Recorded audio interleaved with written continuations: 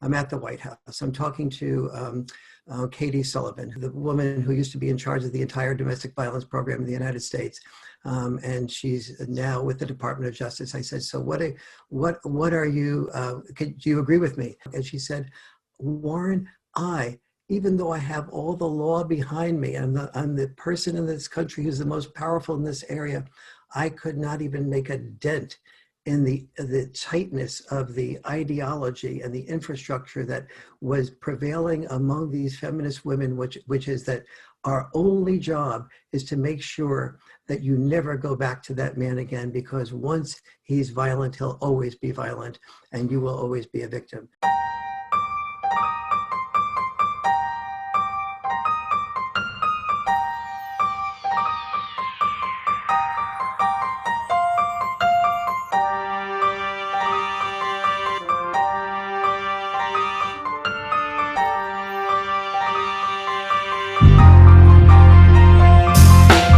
Hello and welcome to the show where I try and make a little sense out of this increasingly stunning and brave new world that we all live in by talking to a series of expert witnesses about their experiences, interests and concerns. And in this episode I'm delighted to be talking Sense Not Sensibility with Dr Warren Farrell, who is an American political scientist, activist and the author of 7 books on issues impacting on men and women. Dr Farrell has been chosen by the Financial Times as one of the world's top 100 thought leaders and is recognised as a pioneer in both the women's and men's equality and human rights movements. He's the only man to have been elected onto the board of directors of the American National Organization for Women 3 times, and more recently GQ magazine described him as the Martin Luther King of the men's movement. His books have been published in over 50 countries and in 19 languages. They include the New York Times bestseller Why Men Are the Way They Are and international bestsellers such as The Myth of Male Power and The Boy Crisis, which was co-authored with John Gray in 2018. His work and writing are frequently featured in the New York Times, and he has been interviewed by such media luminaries as Barbara Walters, Peter Jennings, Larry King, Tucker Carlson, Charlie Rose and Oprah Winfrey. So obviously, and for a number of reasons, I was extremely honoured to have the opportunity to sit down and speak with him. I reached out to Dr Farrell to seek his views on feminist writer Laura Bates's latest book, Men Who Hate Women, which was recently published in America and has been described by Gloria Steinem as a book that shows us no less than the path to both intimate and global survival. And as Bates's proposed path to survival involves seeking to silence people like Dr Farrell and even designating them as domestic terrorists, I think it's important that they are afforded a right of reply.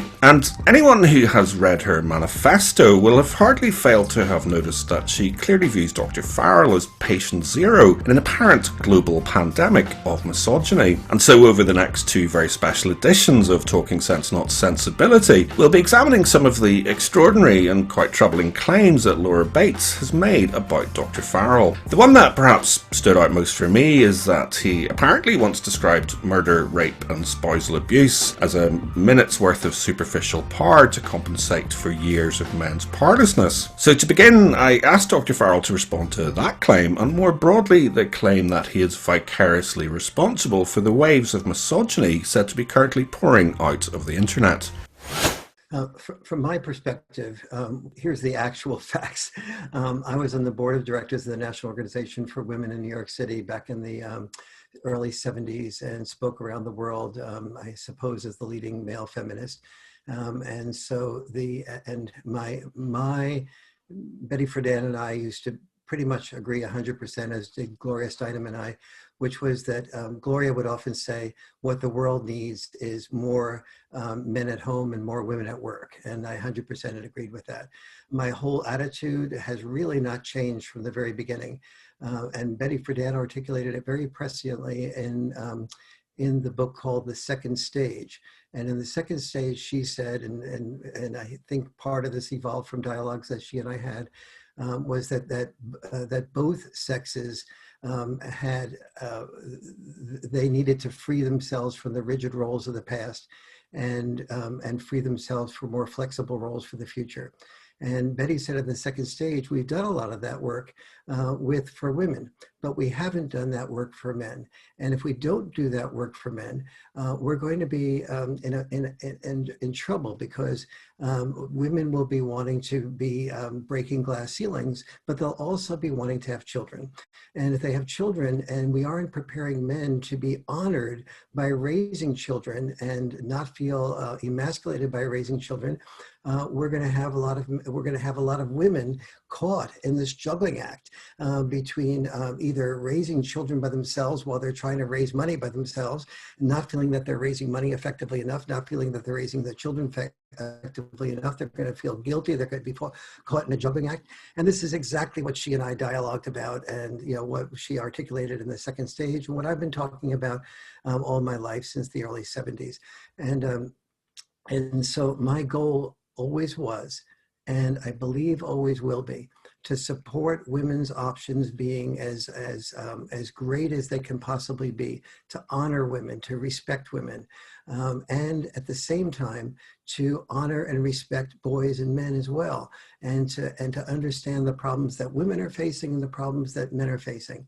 The difference between me and the feminist movement as we've grown probably is best expressed in Helen Reddy's song, I am woman, I am strong. And now recently, the feminist movement has been focused on I am woman, I've been wronged, I am victim, and honing victimhood is a fine art. I don't feel that that is respecting women, because I remember in the old days, in the early 70s, when I was doing a lot of TV shows, I would often be debating male chauvinist type people. And they would be saying, oh, you can't have women in the workplace. They'll constantly be complaining. If you say the wrong, men, we joke back and forth and we criticize each other and we exchange with covered put downs. And when we do, we all recognize that this is part of our, that people joke with us and put us down. Men do to other men, when we respect them enough to feel that they can handle it. And in fact, it's part of the testing grounds to see if they can, whether they're going to respond in a defensive type of way, or whether they're going to laugh and play with it, and we'll all play together.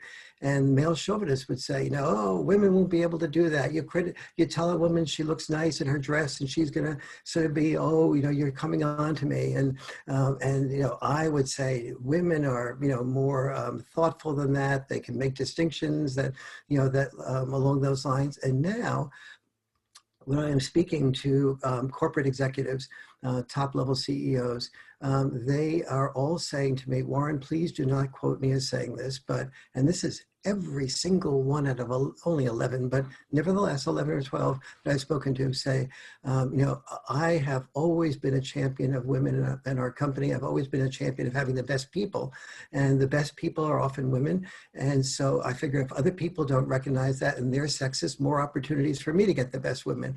And I would be very happy to mentor them, but now I have a wife and I have kids. And if I mentor a woman and she doesn't get as far as she would like to, as fast as she would like to, and she feels like I've in some way held her back, it could be the end of my career. If I have her behind a closed door in an office, people can talk about me and maybe say that I'm coming on to her, and something that I say could be taken out of context. If I open the doors, something can be taken out of context. If I take her out for dinner so that we don't have to use office time, then I could be said I'm dating her or something along those lines. If she cries and I hold her hand to comfort her, that somebody takes a picture of that with their iPhone, my career is over. If she reports anything that she misinterprets to HR, my experience is that men are experiencing HR not as HR, meaning human resources. They're experiencing it as her, H-E-R, that it is a place for her to complain and for him to have no say. And so women will often say, and I've seen this, there's a wonderful presentation that I think is wonderful that I did to Bell Labs online. And I asked, and the women were complaining that, that men don't attend these types of functions with, caring about human relationships and stuff. And we want to hear what men have to say. And there was a few men in the audience, only a handful. And one of the men stood up and spoke about how he felt and how he felt left out and how he felt vulnerable like this. And the women ripped him apart. And this is not my interpretation. Go to this video at my YouTube channel and look up the Bell Labs video, and you'll see what the women did to him. And did he speak up again after that? Obviously not. And so what we see in men is a lot of anger. MGTOW, that does emanate from anger and hurt. Incels, these are people who are not, that they are involuntarily celibate. They're not fighting women per se. They are saying involuntarily because they'd love to make love with women. They'd love to be with women, but the society hasn't given them the way to do that in a way that they don't feel like, if I put my penis in a woman's body, I'm putting my life in her hands. She could say that she wants an abortion and not even tell me about it. She could raise the children in many United States states. For 18 years, I wouldn't even know that I had a child. That's a possibility. And she could sue me after 18 years of my not knowing I have a child for child support. I am afraid to get involved. I love women, I want women, but I'm afraid that the system is set up against me. If we have a child and we raise it for a few years together and we are married and we get a divorce, the chances are, if I don't have $150,000 or so, that the underlying assumption is that she has the right to the children. I have to fight for children. And I do a lot of expert witness work around the country. And I know that the average man that calls me, by the time he calls me to be an expert witness, he's already spent $100,000. That means that if the man isn't quite wealthy, that he doesn't even have the option of fighting for his children. And so men going their own way is saying, I can't win in this system because if I talk about these things, I'm shut down, I'm cut off, I'm told I'm misogynist. And no one understands. I do couples communication workshops all around the country. So I hear these things from both men's perspective and women's perspective. And I teach men and women how to handle personal criticism without becoming defensive. And the purpose of that is to have happy marriages, not marriages that are legislated to stay together, but marriages that stay together out of good communication and feeling loved and feeling understood and hearing other people's perspectives. And so the job that we have to do is not hear about, I am woman, I've been wronged. The job we have to do is to hear both sexes' perspective. And when somebody speaks up about another sex's perspective, they will, about their own perspective, if they're a male, they will be almost invariably attacked. I went from speaking at 50 universities and colleges per year when I was on the board of NOW. And when I started speaking up about boys' issues and fathers' issues and men's issues and also the importance of children having their father, I went from, NOW dropped its support of me. I went from 50 speaking engagements per year down to 0. I knew that it would cost me approximately $10 million of lifetime income, but because I didn't have to, I didn't have children at the time, and the two women to whom I've been married, the last one for 26 years, they have been very independent and produced their own income. So I had the ability to be able to have integrity to say, men are hurting in this way. And when men are, you see the anger, but I beg you to understand that with both men and women, when I see anger, I have learned that anger is vulnerability's mask. And if you look for the vulnerability, you will find it and have empathy and hear the person who's angry rather than blaming them for being angry. I mean, a couple of observations that I've had about Laura Baker's book is kind of number one, it's very disappointing but not remotely surprising that she talks a lot about a lot of people, and yet she has failed to have had the courtesy to talk to literally any of them, kind of thing. Which is one of the reasons I wanted to do this series, because it gives people that, particularly where she has talked about specific people, I want to give them the opportunity to respond. The other thing is kind of, she presents the book, I mean, to me, the book has kind of three purposes. Number one, it's a kind of a natural progression for her in terms of continuing her publishing career, in that it's another subject. So secondly, she claims that the aim of it is essentially because she's concerned about young boys. Okay, for a number of years, she's kind of gone into schools to talk about consent and about sexism, and she always finds pupils very engaged, and that the girls were able to speak up. But in the last couple of years, she's been very concerned that kind of boys from up and down the breadth of the country are beginning to sort of push back and challenge some of the things that she says about equal pay.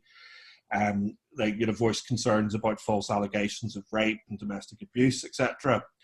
And she feels that this has kind of come from the manosphere, and obviously it's all false. And so the manosphere is radicalizing them.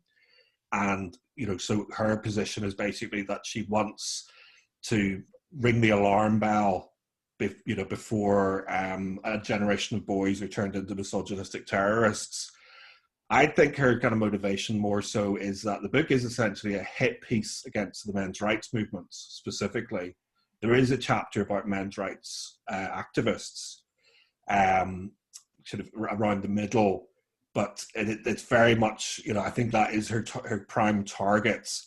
And her complaint is essentially that people like, presumably you're familiar with Mike Buchanan in the UK, Justice for Men and Boys, that people like him have been allowed a platform to debate her on mainstream media. So where she wants to voice her perspective in terms of feminism and talk from a perspective of the problems and experiences and barriers that women face, she thinks that it's illegitimate for mainstream media to allow a counter narrative to kind of be presented, where they're presenting a view that men might also have issues and that feminism might not be entirely correct in its regard. So, essentially, I think she views you as the troublemaker who started the competition to the dominant business in terms of gender equality. Kind of obviously in other identity groups, I think race is a good example. There might be a variety of different groups seeking to voice their views. Black, Asian, people from other ethnic minorities, and those can be respected. Whereas with kind of the gender issue, it's all about women and feminism, and you've kind of created a conversation where men have felt able to talk about not just their own experiences and difficulties, but also I think, and you've kind of voiced it in terms of the business world, about some of the problems that feminism is potentially creating for men and women and society. So certainly one of the claims she makes about you, which very much kind of rings with what you said just a minute ago, is that excuse me, that anti-sexual harassment protections make it unappealing for companies to hire women. Now, I'm not going to interpret that. Do you think that's a fair comment? Yeah, I think what Laura Bates does is miss the entire purpose of human relationships, which is to communicate with each other, to understand each other, to hear that everybody has a different life experience, that our job is to not go into schools and say, oh my God, I'm so terrified, people are actually disagreeing with me, but rather that your job, if you're going into schools where the purpose of a school at every single level is to provoke curiosity, is to facilitate perspectives, to have every single person in that classroom hear everybody else in that classroom without interrupting them, making sure that each person who speaks is heard. So if she wants to be a good facilitator of real progress in humankind, and understanding that with men and women, the great majority of them live in the same family boat. And if one sex wins, both sexes lose. There's no such thing as one sex winning alone. Our job is to, when a man tells me, my wife got it, I think I won that argument, I say, you lost, because there's no such thing as winning an argument in a relationship. Your job is not to win an argument. Your job is to hear, to share your feelings and your hurts and your pains, but also hear your partner's hurts and pains. And when you hear your partner's hurts and pains, to perceive that your partner's hurts and pains as just one piece in their puzzle. And your first job is to make sure that you understand that piece. So you ask your partner, I think I heard you say this, is that correct? And when your partner says it isn't correct, you say, okay, help me here to get it so it is correct. And you keep working on it until your partner feels understood. You don't say to your partner, I understand, because I understand in that context, in that tone of voice, is shut up. I don't want to hear anymore. I got it. Your job is to say, not I understand, shut up, but if you don't feel I got it just exactly the way you meant it, tell me more. Let me see if I can work on it until I get it, so you don't feel distorted. And then maybe I got that part right, but maybe I missed something. Is there anything that I missed? And then when your partner feels secure because everything she or he says is heard well, then you ask your partner, is there anything new you'd like to add? And you do the same thing again and again. And so ultimately what you do with your partner is you understand each little piece of the puzzle until you get to see the entire picture that your partner experiences from her or his life experience, the way that they see their picture. That doesn't mean you'll agree with them, because your life experience will be different. But love is about, falling in love is biologically natural, but sustaining love is biologically unnatural. What it takes to sustain love is to hear each other and to facilitate provide a safe environment for each other's feelings, so that your partner knows that no matter what she or he says, it will be at least heard, not necessarily agreed with, but heard first.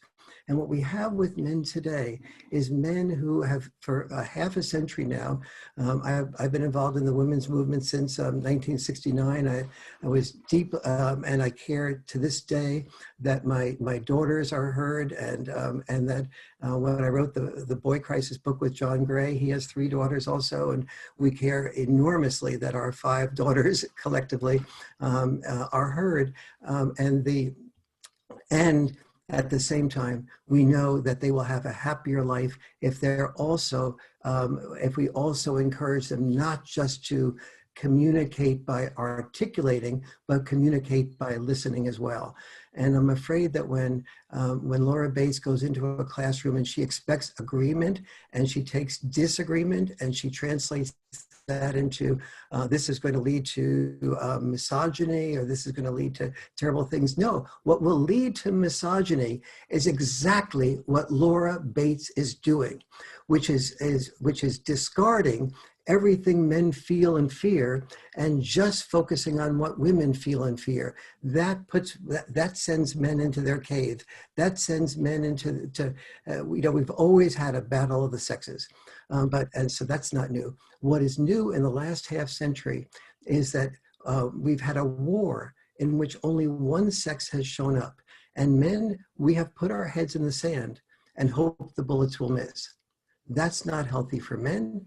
It's not healthy for women. It's not healthy for relationships, and it's not healthy for our children to see that men are just putting their heads in the sand and hoping the bullets will miss, and do not have not been developing a vocabulary, and when they do speak up in a corporate meeting and they have anything to say that represents something that they feel vulnerable about, that they're shot down or they're labeled as you're part of the problem.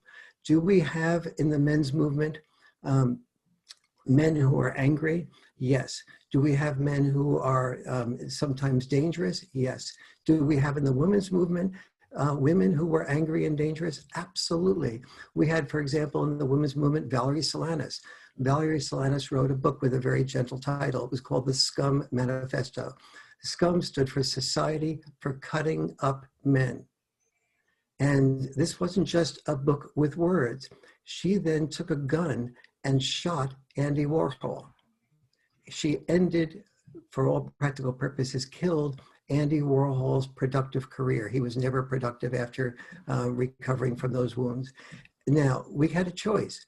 We could pay attention to Valerie Solanas and say, oh, everything women say is just leading to the type of anger of the Scum Manifesto. And look, that anger has actually manifested in Valerie Solanas killing a man who was did not do anything to harm her and was not self-defense in any way, shape, or form. This is what it's leading to. And I could write a book, talking about when women speak up and they get angry, we shouldn't listen. They're part of the womanosphere, and they're all misandrous, which we don't even have a word for until recently. Misandry is the same thing against men as misogyny is against women. And while this audience hears that, it was only 5 or 6 years ago that the Webster's Dictionary even had misandry in there. So the claims of misogyny are so great that it's a wall that women have put around, or not women, because many women are open and want to be heard and want to hear. And I have as many women as men in my couples communication workshops. They want to hear just like men want to hear. But when you talk about misogyny, as soon as somebody says something that you disagree with, you are creating misogyny. You're creating somebody who has less respect for you. We have respect for people who are not defensive, who are able to hear. And that's what we have to aim our future toward, making sure we support men and women hearing each other. Yeah, I 100% agree. And just picking up on the misandry,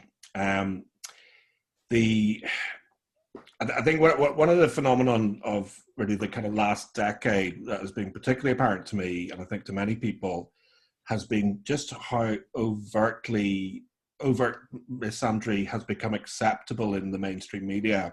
It's kind of always been there to a certain extent, but I think it kind of really has presented, whereas misogyny, whilst it clearly exists, is something that kind of anything that is even kind of perceived to be misogyny will be leapt upon, certainly in the mainstream media.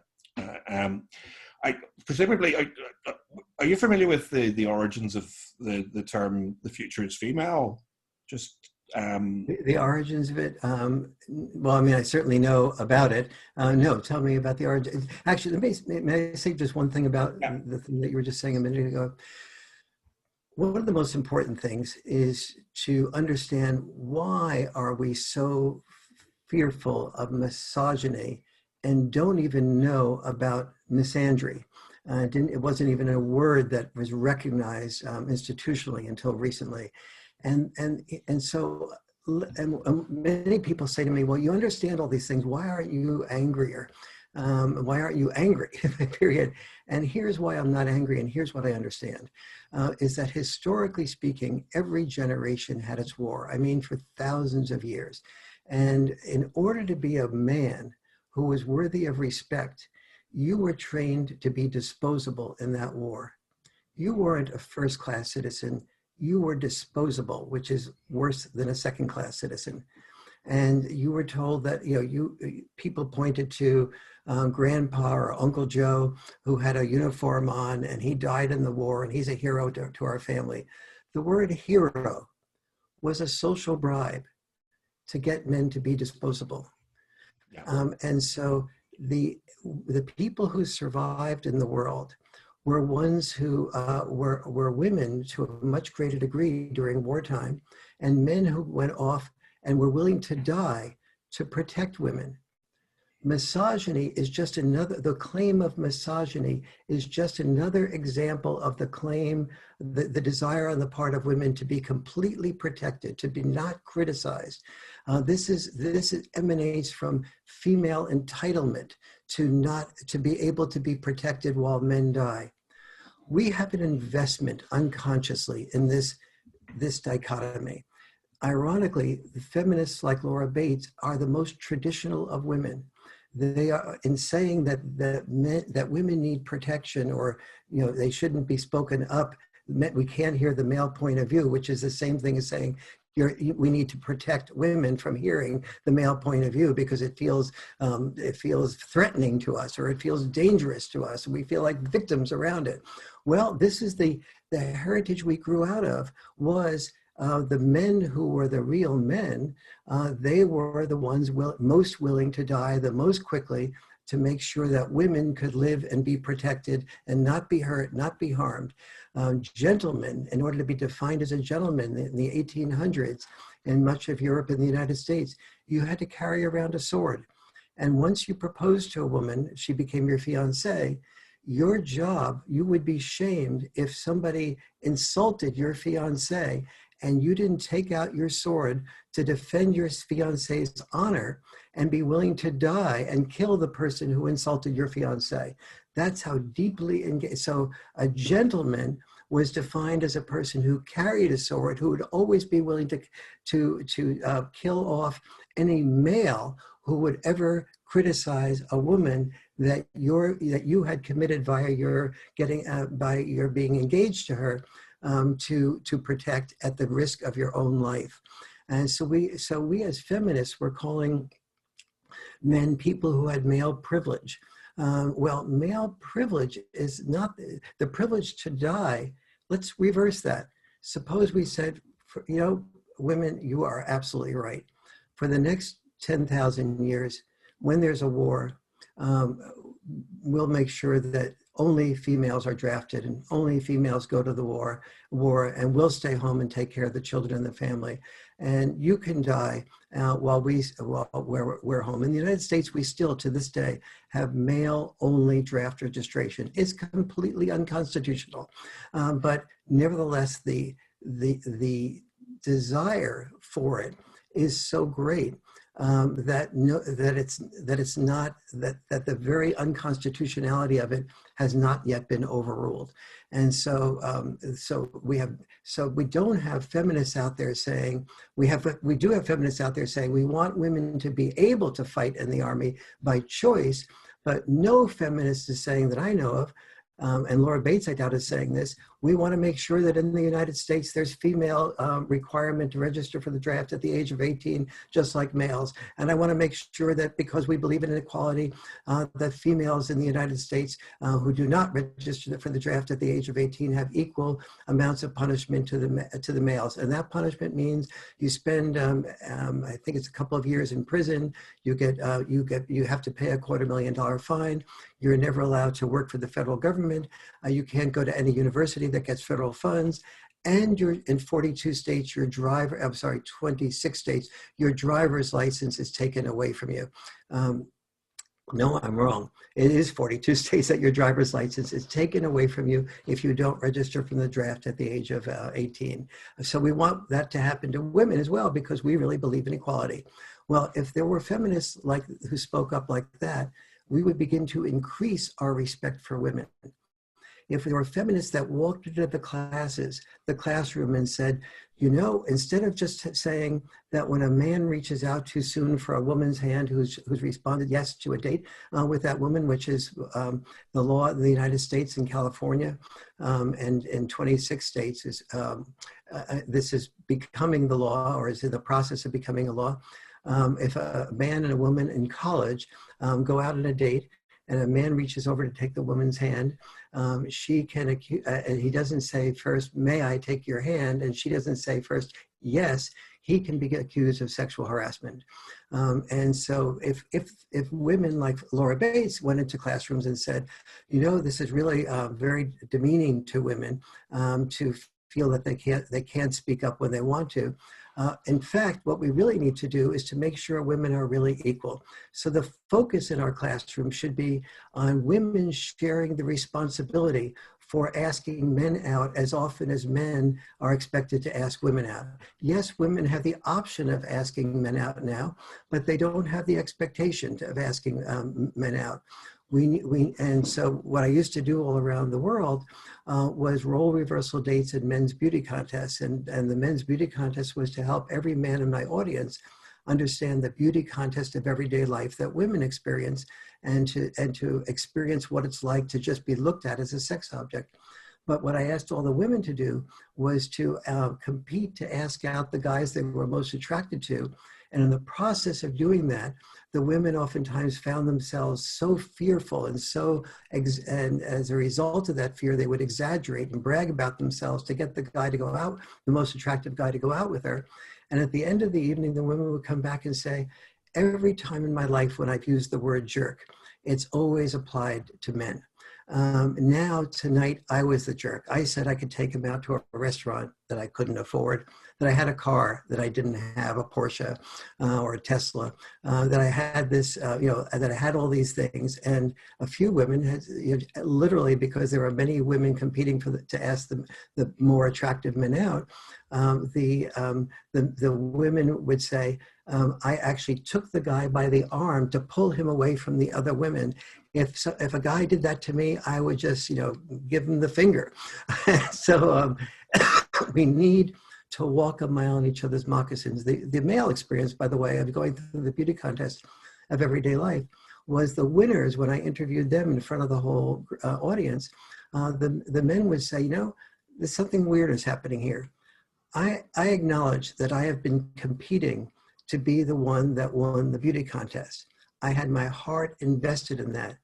And at the same time, now that I've won, I'm feeling like no one values anything about me except my attractiveness. And I really feel my values that I've honed over my lifetime and developed, and what I really care about and my integrity, they weren't examined at all in order for me to win the beauty contest. And the women would applaud and say, thank you, thank you, thank you. You got it, or at least you got part of it. This is the work that Laura Bates should be doing along with me to help both sexes understand each other. That would be leadership that would be helping our children understand each other and not prepare themselves for divorce, anger, hurt, and withdrawing, like many men and men going their own way have felt that they needed to do. I'm kind of, I'm reasonably confident you'll have kind of seen the ones I've put out already. There's a lady who was at university with her, who is quite insulted by some of the things she said. So she's actually written to her, both to try and invite her to engage on the issues, but also drawing her attention to the series of videos that I'm making. Oh, that's fantastic! That means you're having you're helping people see where they have their blind spot. Yeah, well, that's the whole purpose of this. To be honest, a big part of kind of what I aim to do is to kind of document things as they happen, so that I think that things kind of become embedded as myths, etc. But also, 2 or 3 years down the line, things can look very differently. And one of the things that kind of strikes me about people like Bates, and Bates particularly, actually, is sometimes she can sound so out of touch if you actually listen to the words that she's saying. She says them with such confidence, and I think kind of the average audience would listen and sort of it kind of washes over. But if you actually, and one of the ones that I thought was particularly jumped out about in terms of what she said about you is she accused you, and I'm going to propose that this is probably entirely accurate, and there's absolutely nothing wrong with what she's accusing you of. She accused you of criticizing the American Violence Against Women Act, calling it unconstitutional and claiming that it sidelines and disadvantages men. Now, is that a fair representation of your views about that act? Yes and no. Unconstitutional, it certainly is. It disadvantages men. That's only half the story. I'm saying that it should be called the Domestic Violence Act, and that the present setup of this disadvantages not just men, but also women. To have all over the United States, we have women's shelters. So take a look at that and how this is everyday sexism against women. When a man and woman get into a fight, why should the woman leave the home to a woman's shelter? Why shouldn't the man leave the home to a men's shelter? Why does only one sex have to get out? That's sexism. That's everyday sexism that's existing in the United States. And so we need to make sure that a Domestic Violence Act, there could be nothing more sexist than a Violence Against Women Act, when we know today that more than 200 studies have shown that, and these are studies done mostly by women and mostly, to the credit of feminists, by feminist women, who have asked both women and men, are you in your relationship, are you the first one to hit have you ever hit your partner? If so, were you the first one to hit your partner, or was your hitting a response? Women say that they are more likely to hit their partner the first time than their husband is to hit them the first time, or their boyfriend living with them is. By the way, the data is considerably more skewed among high school kids, younger kids. It's about 4 to 1 more likely that the women will say they are the ones to hit the man before the man ever hit her, if the man ever did hit her.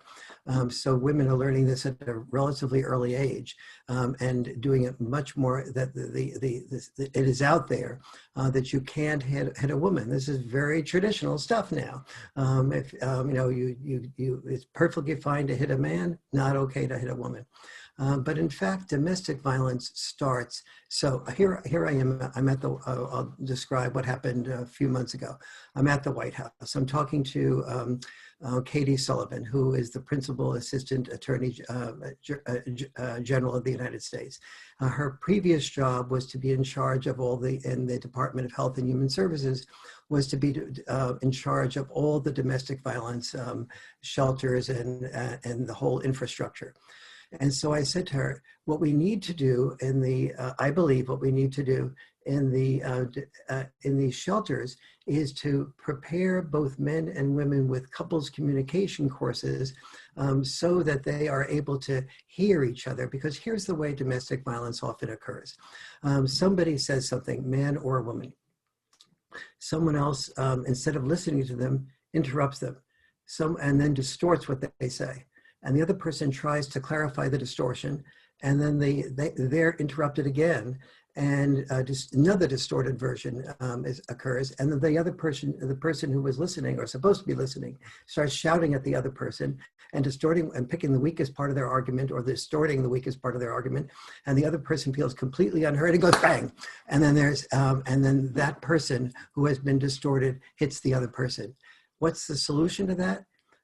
To be able to teach people how to reflexively respond by putting the conversation on hold until they go through what I train people to go through, is a series of mindsets that allows them to understand how important their love is to their partner. That if I provide a safe space for you to be able to say whatever you want to say, you will feel more loved by me, and therefore you will feel more love for me. You win and I win.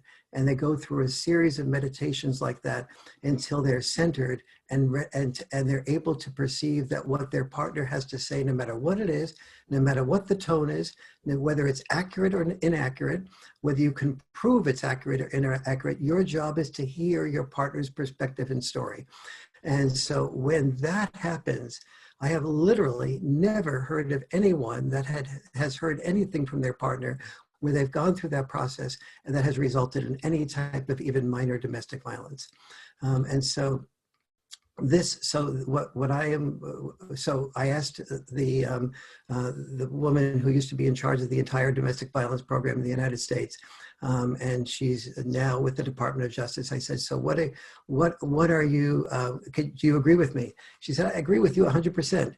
The only problem is that when Joe Biden supported the Violence Against Women Act, he and the feminists supported only feminists to be involved in the women's shelters.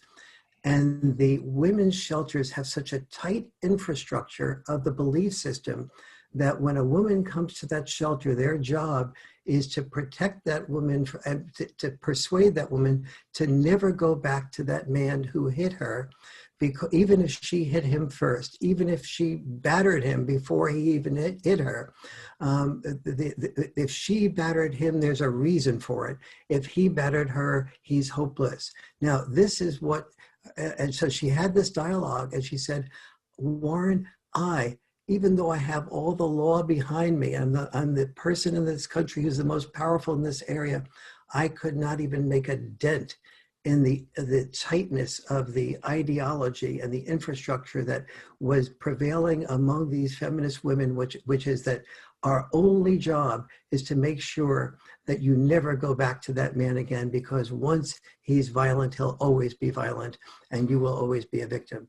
Now, that is certainly a possibility, but it's not something that is this is an opportunity to help two people who have been in love, who care for each other, who have shared each other's energy and bonds, who to be able to learn how to hear each other. And even if they're not right for each other, what they learn in communication will serve them well for the rest of their lives and serve well the children who are watching them communicate with each other. That's what I believe in. And it's really sad that when somebody like Laura Bates distorts that to it leaves so many people not hearing what can be done, and so many women just angrier at men, and so many men feeling like they have no place to go but go their own way.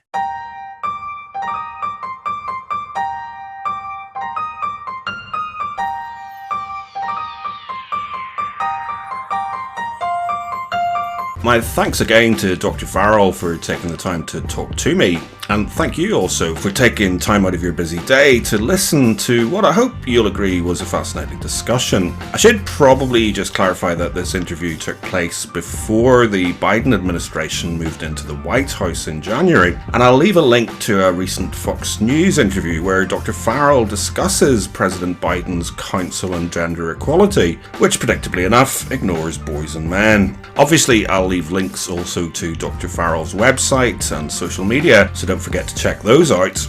Don't forget to also check back here soon for part 2 of this interview, and in the meantime, if you see an elephant...